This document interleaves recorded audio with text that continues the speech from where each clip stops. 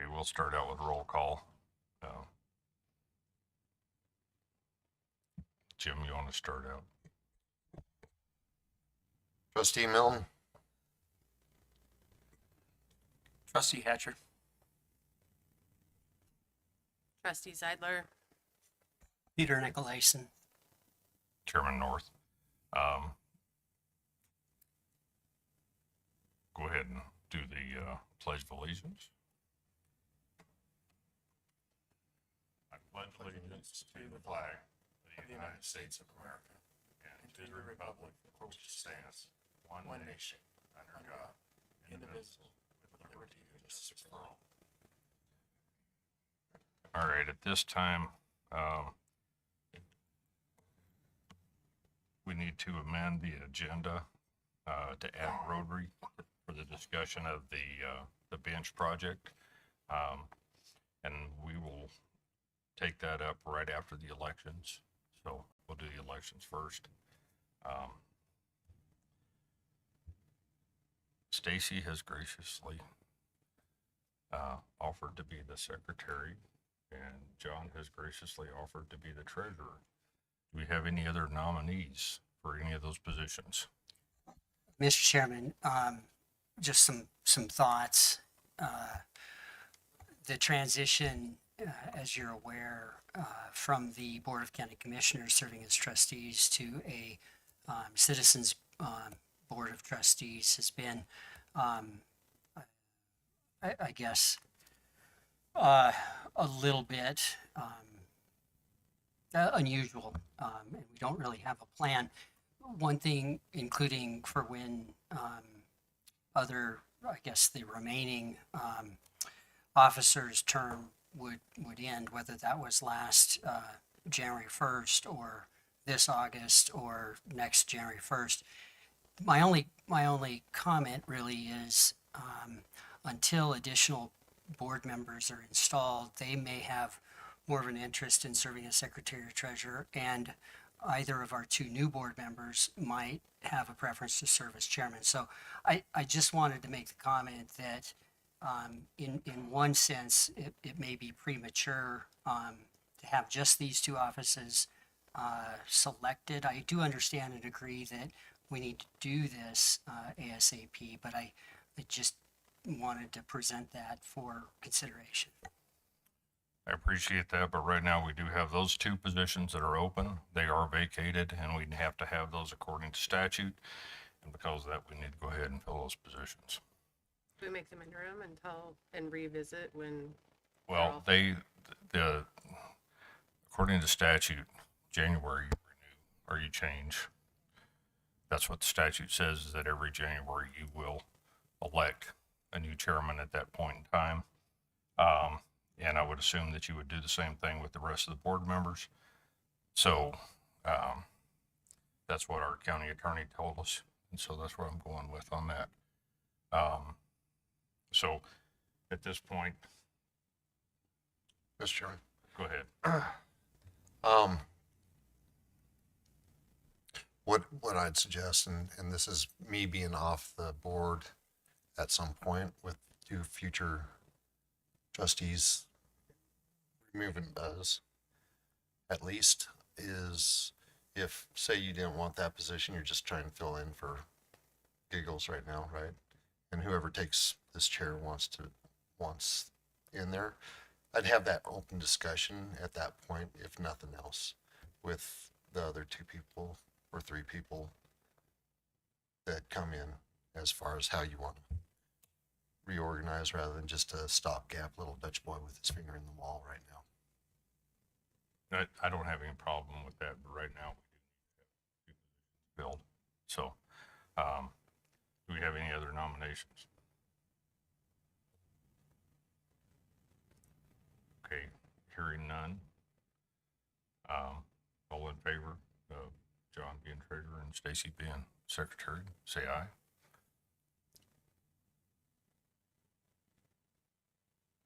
You guys can vote. Huh? Do it separately? Okay. All in favor of John being the treasurer? Say aye. Aye. Okay. All opposed?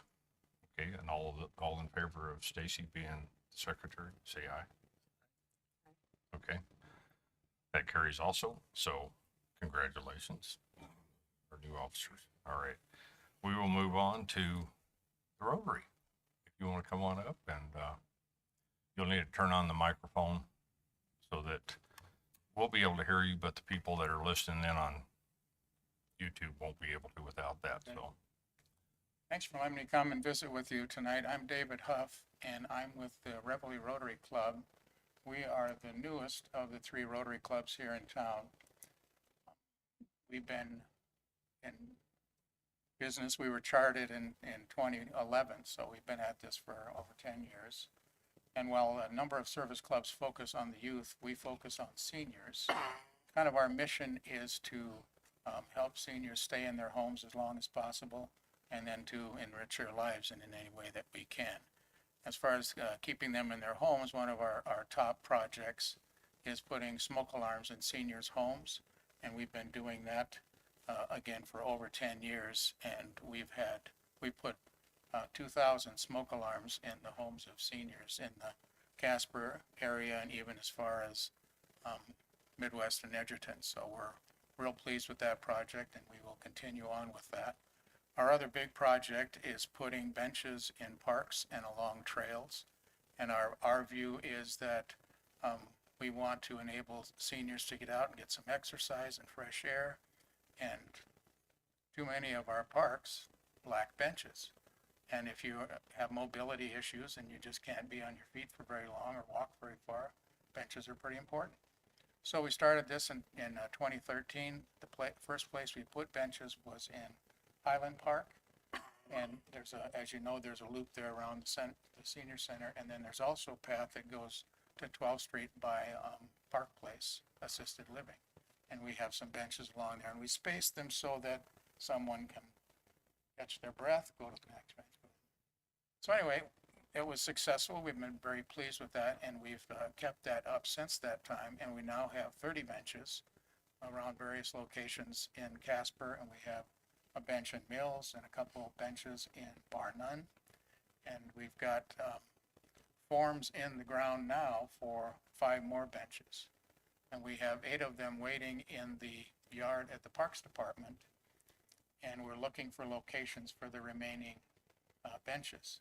And at one of our meetings, one of our members said, "How about the Casper Mountain Trail Center?" I said, "I'll look into it." So that's why I'm here today, to see if you would be interested in one of our benches. And it would be of no cost to you. We would simply provide it to you, but we don't deliver. So we would hope that either Mike's or Mike's crews would be able to pick it up at the city service center, take it up to the trail center and bolt it in place. So that's my reason for being here tonight, to see if you might be interested in one of our benches. They're 5 feet long. They're a solid metal bench. We haven't had any problem with vandalism or wear and tear on any of the benches that have been out since 2013. So we think they're a good solid bench that would be with you up there for some time.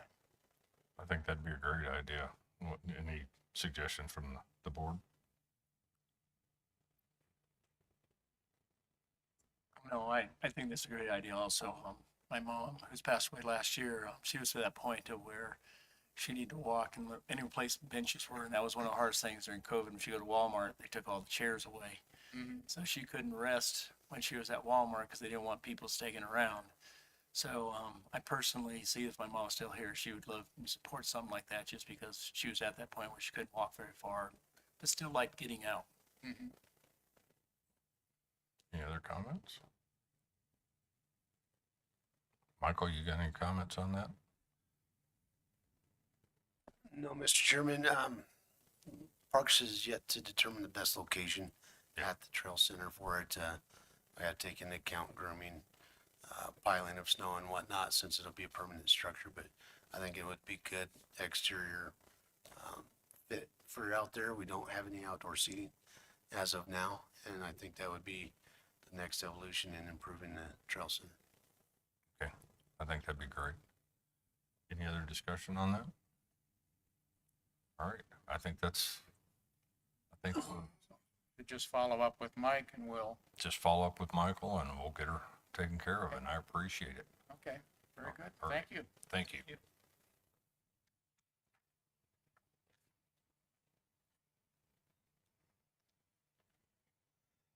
All right, go ahead, do the best you can.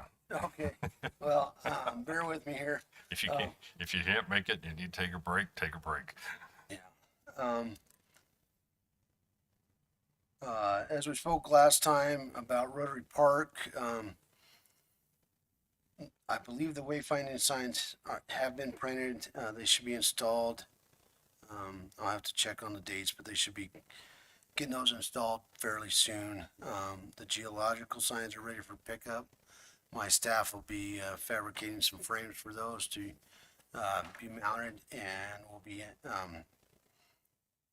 setting some posts for those, as well as fabricating some mounting for the viewing platforms where two of the signs will go. They won't obstruct the view, but they'll provide quite a bit of educational information for that. Road and bridge. Completed grading and gravel work at Hell's Half Acre. This includes the main parking lot, the loop around the picnic shelters, parking area over by the picnic shelters. So those tickets have been submitted to Visit Casper. It's a reimbursement grant that's paying for all of that work. Just the other day, I received a actual engineer design for the boardwalk. I briefly reviewed that. I believe that's going into the building department to be reviewed for code and whatnot, make sure it's compliant. I believe that boardwalk project will start probably mid-July. Let's see what else. On Casper Mountain, I am still in search for staff. I have 2 positions I need to fill up there. I have a maintenance operator that I need to fill. That's a full-time position, includes grooming, dirt work, heavy equipment operation, and I am looking for a lodge caretaker again. Fill that position. That position will also assist with, seasonal campground caretaking as well, and possible minor assistance with the maintenance crew when they're slow. With that, we've had 2 successful rentals at the Casper Mountain Trail Center last weekend. There was a wedding Saturday, and then Sunday was a graduation party. From what I understand, everything went well. They really enjoyed the facilities. It has enlightened myself and my administration staff as to some logistical issues that we need to work out. For example, having a wedding this Saturday evening, and I overlooked it. They asked if they could clean Sunday morning. Well, and then the party wanted to be in there Saturday evening to get stuff in the fridge and set up decorations before Sunday. I went up there and made sure everything worked out, but just some logistical things that we didn't really think about on how to really delineate your reservation time, your setup time, because a lot of these events people want to set up beforehand so that they're not rushing it at 7 in the morning to get it ready for the day. But other than that, it went well. Everybody seemed to enjoy the facility. I did request both parties to provide any insight of what they think we might need to provide, or a better service, or how we can improve the amenities and small tokens to make it just a good venue.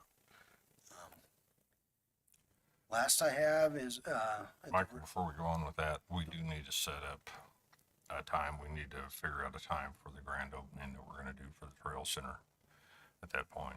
So Yeah. that's something we need to look at and get that on the schedule. Correct. This has been a difficult thing to figure out as I don't have staff up there to assist. I need to reach out to a couple of individuals in the public that have provided definite insight and willingness. I have an idea. Does this board have a specific date that they would like this to occur? I'm not very good at planning parties, so maybe that's why it hasn't worked out. My admin assistant, I'm not sure how much more I can put on her plate. And without having a person in the lodge to kind of set this up and coordinate things from there, that's where my difficulty's been. Go ahead, Stacy. I just have a couple questions. Is there a budget set aside for this? And what are details around? Okay. We haven't established anything right now. So my understanding from, that question was about a budget? Yeah, for the, Okay, my understanding from the county clerk is the county can provide in-kind gifts and things, but really can't purchase food and drink and that sort of thing for the party. I did request that, so we talked about having a raffle or drawings and things like that with, you know, camping vouchers, ski passes, things that the county sells, so it would be in kind that we would provide.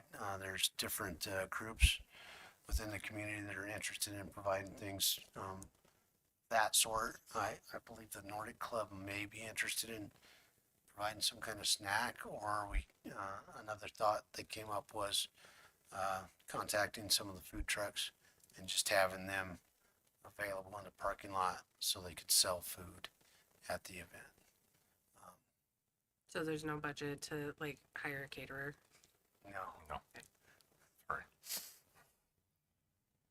So, I'll reach out to a couple of people that I know and as far as, see if we can get some help with some of that from some of the distributors, some of the food distributors and things like that, and see if we can do You something. know, about it. I think the last weekend in June might be a possibility. Obviously, this weekend's too close. Next weekend is CNFR, which that's usually the evening, so maybe that doesn't matter. Definitely don't want to do the 4th of July, so possibly the last weekend of June. Is that? So the 28th, anybody, I think that's pretty ambitious with your lack of staff. And I mean, I don't think we need a huge party, but in order to try to go out and get a few sponsors, Right. maybe that's $5,000 of whatever. I think the food truck's a great idea. I don't know how many there are that want to go do that, but I think a few. But and a travel weekend is July 4th typically, so I'm thinking maybe that next weekend in July, but just an observation. And I think we can get you some help with party planning. I have a few folks in mind that are pros at that. I would appreciate that, and I think you're right. It's probably pretty ambitious to do the last weekend in June. So, I think so given, 12th, I- then, well, and I think looking at the calendar, July, for event planning purposes and whatnot, July tends to be a really rough month in order to get people to attend and go, because you have the 4th of July and then Fair and Rodeo's in town, and then it's Frontier Days for those next 2 weekends, and then the weekend after that is Sturgis. And so I think to have time to plan and get the word out there and be able to advertise it like via Facebook or whatnot, I would honestly look towards like the middle of August, and because people start settling down in August and thinking about getting back to school things, so you might have a better turnout, like the 9th or the 16th of August. probably. Yeah, I think those are good points that Stacy made. There's also the Skunk Hollow event, but I think that's the 3rd weekend in July. In any event. yeah, I can't recall. I August know 20th. Fat Fish is having some races. Also, Kelly Walsh has their cross-country running event, but I believe that's very early September. The athletics at the schools is typically 2 weeks before school starts, so, yeah, those dates. would People should good. be in town the weekend of the 23rd because I think school starts the 25th. So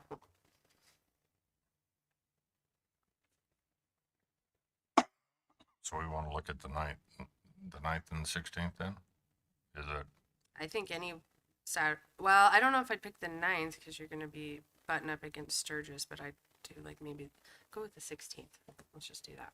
okay. I won't be able to be there. My daughter's getting married. Oh. But I meant that's fine. Oh, that's a little higher priority. So, So potentially on the 16th, you may have difficulties getting food trucks. What's that? On the 16th, you may have difficulties getting food trucks. Okay. why don't we shoot for the 9th? There's an event already planned for that. You're gonna be sucking up quite a few of them. Yep, let's, 9th. Probably. This in. That's also for- Jim, you said you were tied into all these things So that a is- lot better than I am. That is out at the Lake Trailer Park for us. So it's a lot of people. Yeah, so, yeah, you get weekends that are always, You're always going to It doesn't collide matter with what something. you do, there's gonna be something else going on. Throw a dart. Okay, I'll have my staff look at August 9th. I will confirm we have no reservations on that weekend. Okay, And if we don't have any reservations, we'll make sure it's blocked out so we don't overbook. sounds good. Last few things I have really at the reservoirs, we're still I guess having fits with the sanitary sewer system a little bit. We've had do some additional root clean outs, but we're catching those early. My staff's been real attentive to that. As for our lot rents, there's 17 outstanding that haven't been paid. Those were due May 19th. Next week, we'll be submitting a request to legal to pursue either a penalty from the lot permit or a breach of contract on those. Some of them are just names are familiar from previous years, so this happens. One year we didn't have it happen, and then every other year for the last 3 years, it's been an argument to get paid. So, Michael, yes. on that, as far as when you just, is it the first year they will pay? Is that when you start, submitting the action for it, or is it go on for a couple of years before you actually start getting in for legal? Oh, this is just, we've called them, we've left messages, we told them that by July 10th, we would be contacting legal. So we're drafting that memo at this time. We did the same thing last year. We did not pursue the legal aspect. I believe 2 that haven't paid in the last, paid for previous season or this season. So, it's an ongoing battle, you could say, to make sure we invoice early. We're more than happy to, email them if they didn't get it. I know a lot of them live elsewhere, and then by the time the invoice gets to that address, they're up here. So we do have some patience with it. It's just, the first year I was here, it was, well, we pay in increments till December, and that's the way Parks used to do it. It's like, that's not the way Parks does it now. We need to have payment in a timely manner, or we need to pursue a penalty or breach of contract. So it sounds harsh. Maybe it is a little, but this is the primary revenue for funding the activities that we do at the lake, the caretaking, the maintenance, the improvements. So I treat everybody the same. Michael, refresh my recollection on interest, attorney fees, penalties, any of that kind of stuff, forfeiture, of the permit. Just give me 60 seconds on that if you. Okay, so in 2021, when we renewed the permits, revised those, I believe it's the cabin owners came up with the idea of penalty clause. We added a penalty clause, and I think the first penalty, and I believe it requires certified mail and proper kind of, I call it legalese, but you need to send a certified letter stating that you're in breach of the permit. This is your potential penalty if you don't fix it within 30 days.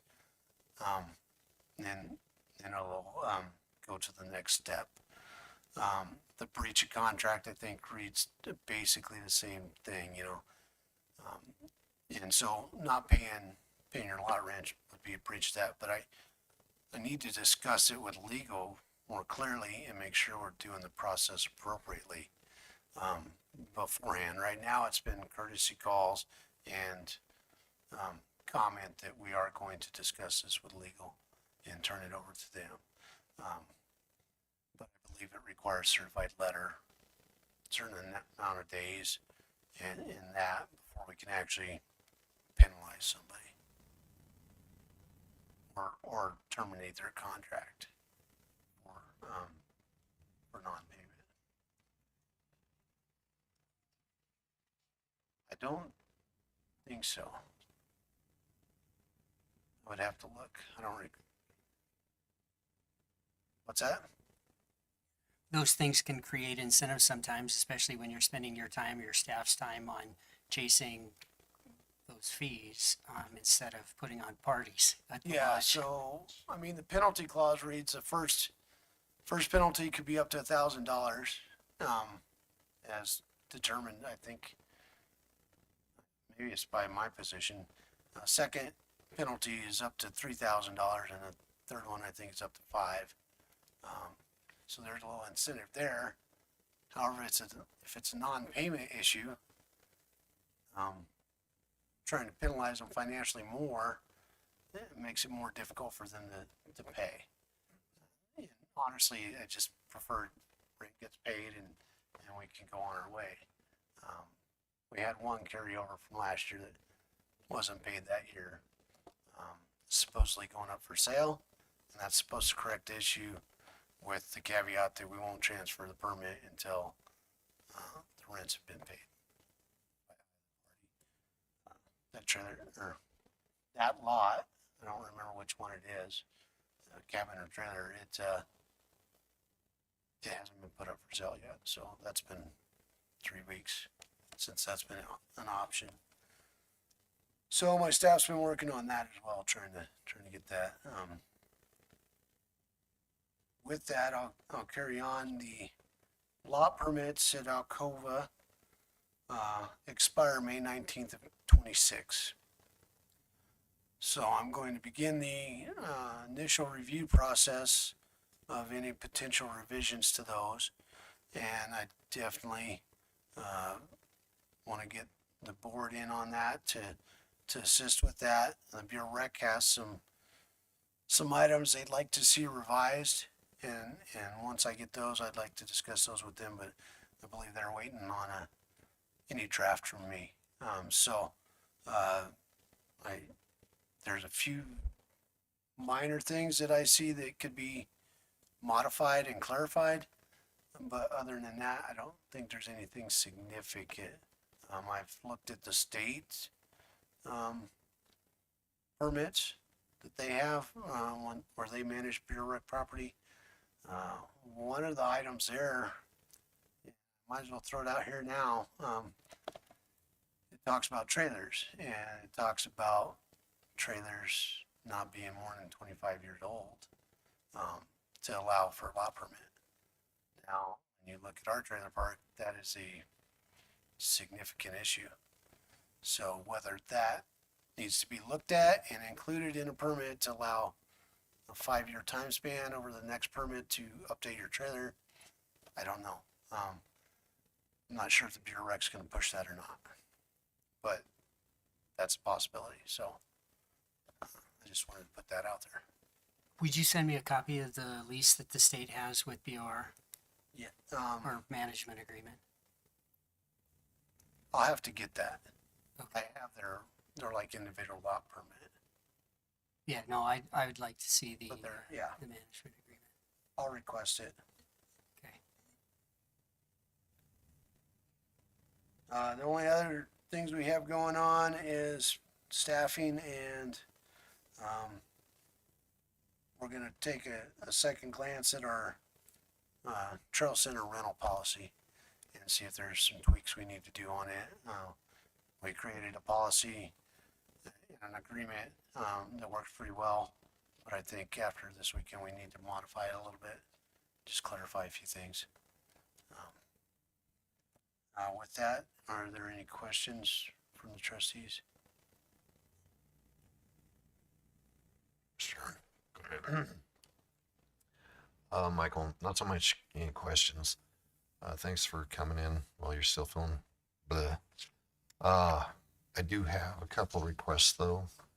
If you could, when you're sending this board email or something like that, if you could on the subject line, put parks or something like that so I can adjust things through rules with the email. But the other thing, can you send updated or what you have current for budget bylaws and rules regs for the parks to our new members? So they're up to speed with the budget that's coming up shortly.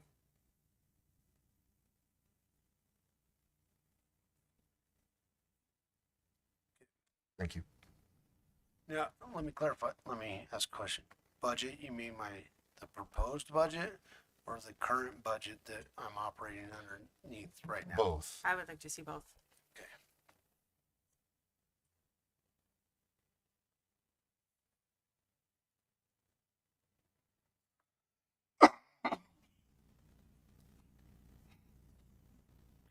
Anything else for Michael? All right. Thanks, Michael. Sorry, we'll have to go back a little bit for approval of the minutes from our last meeting. They're pretty benign. I'd entertain a motion for approval of the minutes from the last meeting. Okay, all in favor, say aye. Okay, all right.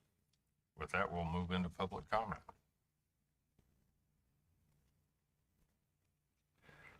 Having none, we will move into trustees' comments. Peter, did you have anything you wanted to add? Okay. Jim?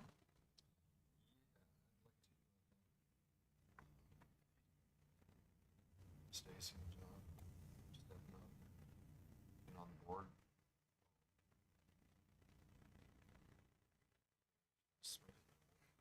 Just like Jim, your mic's not on.